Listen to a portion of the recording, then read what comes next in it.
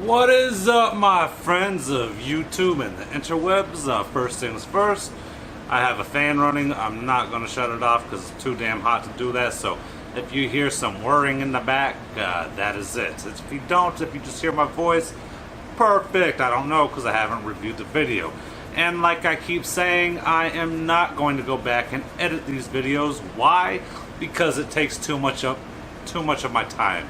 It really does. For having 0 views, having this many views, I don't think there is any reason at all to go back and edit these videos or try to make them more entertaining for you. Once somebody watches this, perhaps I will consider it.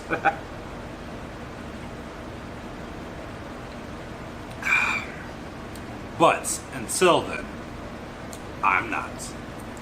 You know,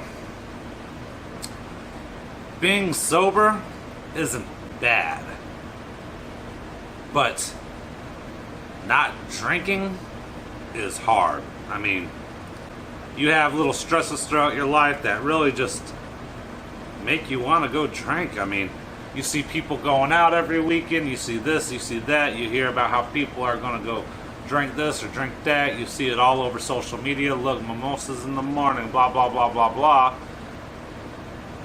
It makes it a little bit difficult. I mean, I guess it's a little bit more of an antisocial approach not to be drinking, but if you can't drink like a gentleman, and I sure as the hell can't. I mean, when my neighbors pissed me off years ago while I was drinking, I shit in their yard. I shouldn't be drinking alcohol, and I shouldn't really be dwelling on the past. Speaking of the past, I have an excerpt that I want to read to you about the past.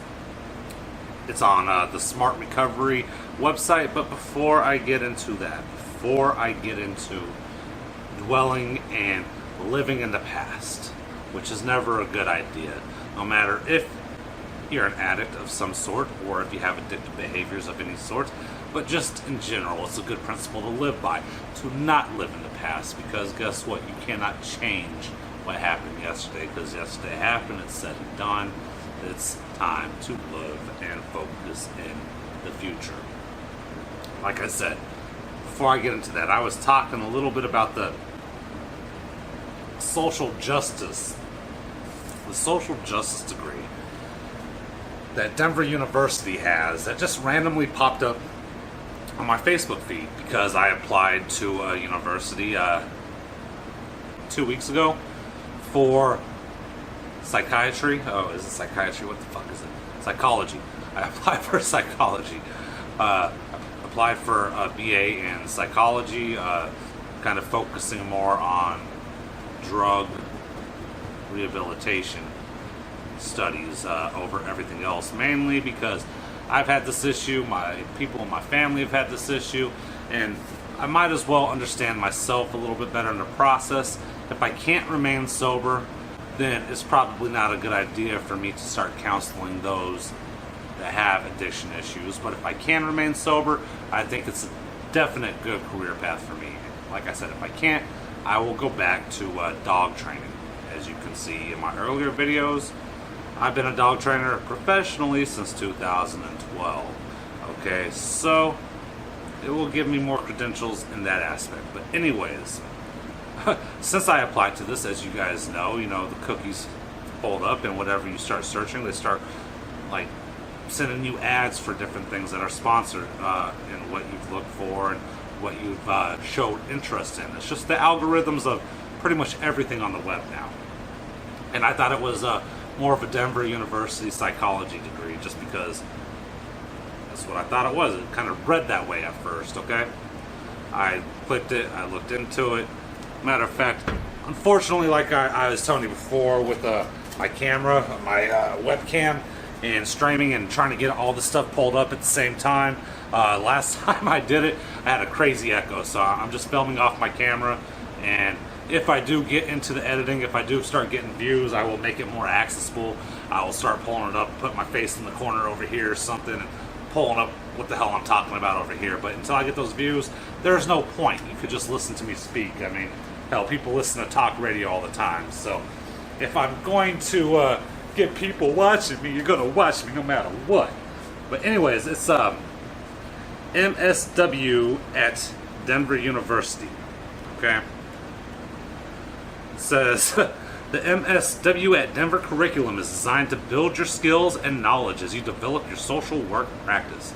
Right? So it sounds good so far. So social work, I'm thinking psychology, I'm thinking, mental health and certain things like that, social work, making sure children are taken care of and the whole nine. Then it keeps going. Our dedicated faculty will prepare you to advocate for individuals, families, and communities across a range of settings from correctional facilities and hospitals to public and private agencies. We encourage our students to explore the versatility of career paths available to social workers. Our students find careers as direct practitioners, community organizers, community and economic developers, program planners, and evaluators, policy analysis, and much more. I mean, it does. It sounds super interesting, but as we keep going down, it just gets weirder. As a student in the program, you will be encouraged to follow your own interests and passions, challenge your classmates, and ask tough questions. In turn, we are confident your comprehensive, holistic understanding of social work principles will position you to reshape our world after graduation. A curriculum grounded in social justice. Social justice warriors. They have a whole fucking course for social justice warriors. MSW at Denver offers 2 online full-time programs, the traditional MSW and the advanced standing MSW. The University of Denver uses a quarter system which includes 4 quarters, fall, winter, spring, and summer. As an online traditional MSW student, you will complete 90 credit program in as few as 27 months, 9 quarters, or as many as 48 months, 16 quarters. Complete the foundation curriculum, the concentration curriculum in mental health and trauma, and 2 field internships near your community. As an online advanced standing MSW student, you will complete the 60 credit hour foundation curriculum. You will spend the first 4 quarters of your program developing an understanding of history, values, and ethics of the social work profession. We will explore topics such as human development and behavior, the impact of oppression on individuals and groups. I wonder if this is just talking about transgender women and black folks and minorities. I wonder if this is actually talking about the white male as well, because I have to say, they're saying don't use race and don't judge on gender, but it's always thrown, you have white male privilege. I wonder if they touch on that, because that is becoming a real fucking thing. Oppression, individuals and groups, interventions with client systems, and how to apply research to programs and practice. Concentration curriculum. As an online traditional MSW student or advanced standing MSW student, you will complete the concentration curriculum in mental health and trauma, which focuses your practice on comprehensive assessment, advanced interventions based on cognitive approaches, and trauma-informed care.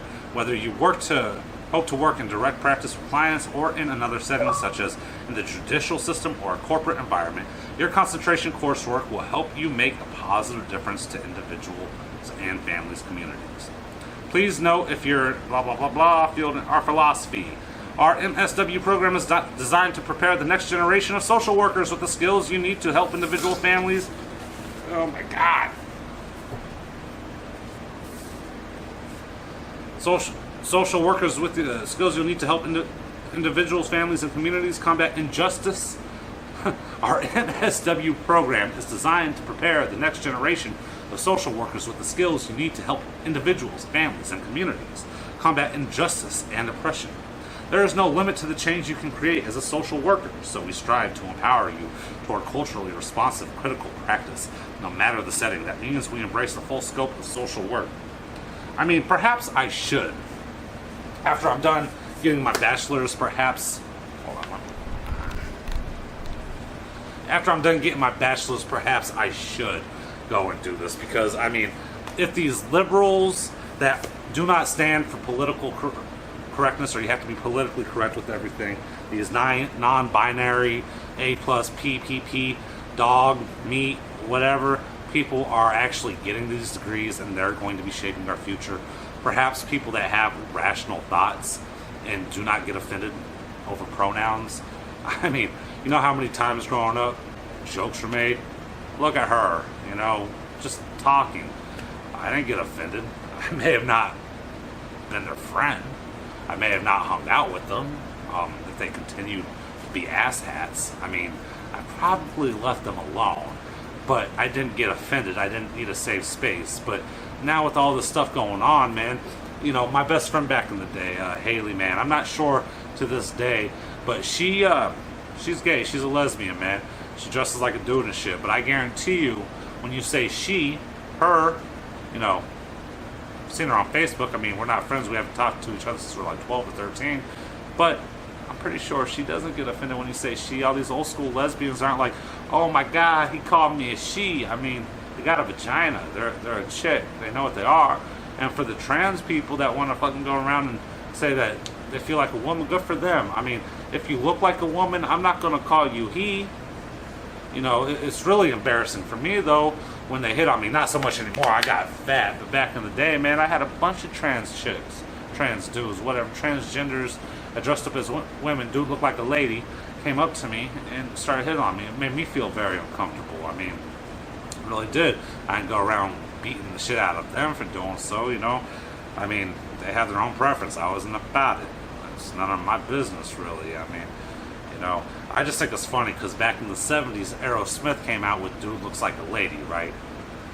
So I just wonder if you could actually go to a bar and play that without people looking at you or you being thrown out for being insensitive or something, man. Because that was a hit song.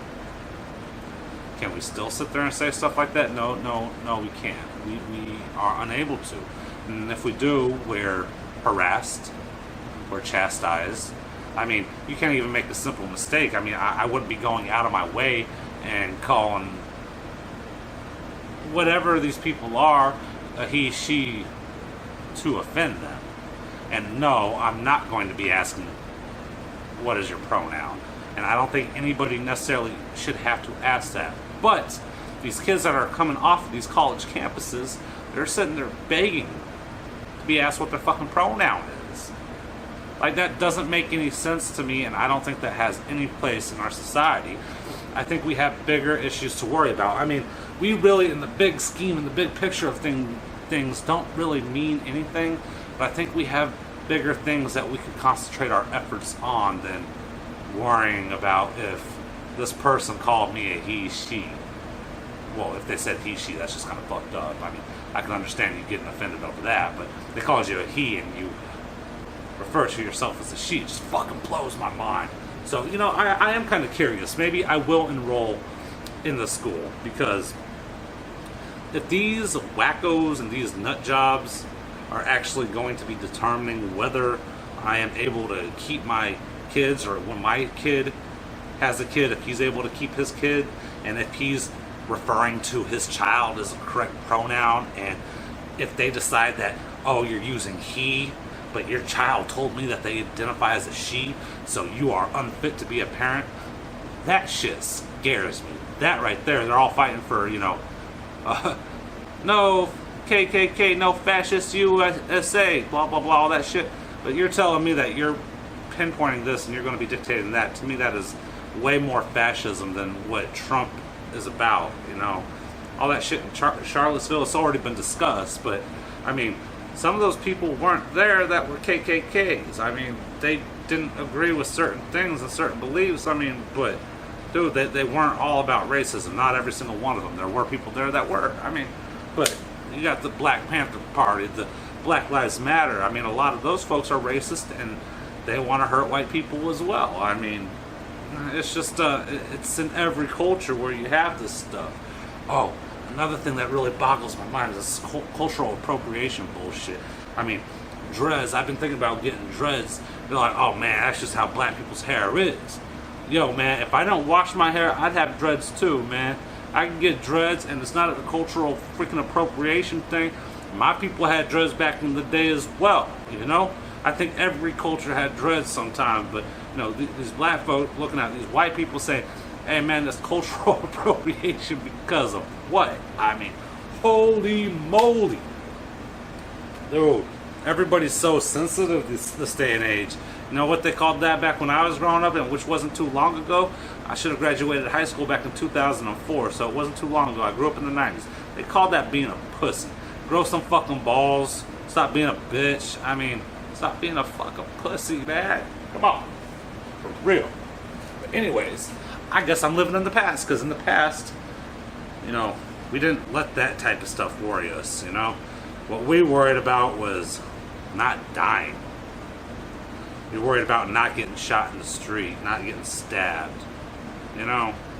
We don't worry about pronouns and if I look like a chick, or transgender bathrooms where dudes could walk into women's bathrooms and stuff. We don't worry about that. I mean, if you're passable, bro, I mean, go in. But you can't tell me some of these women that look like dudes want to go walk into a fucking boys' restroom.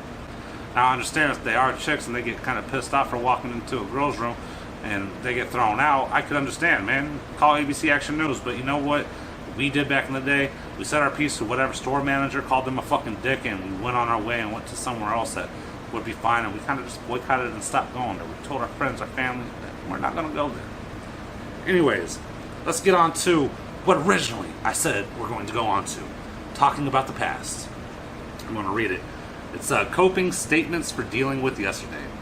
What is past is all said and done. What remains to be seen is what I can bring to my present and future.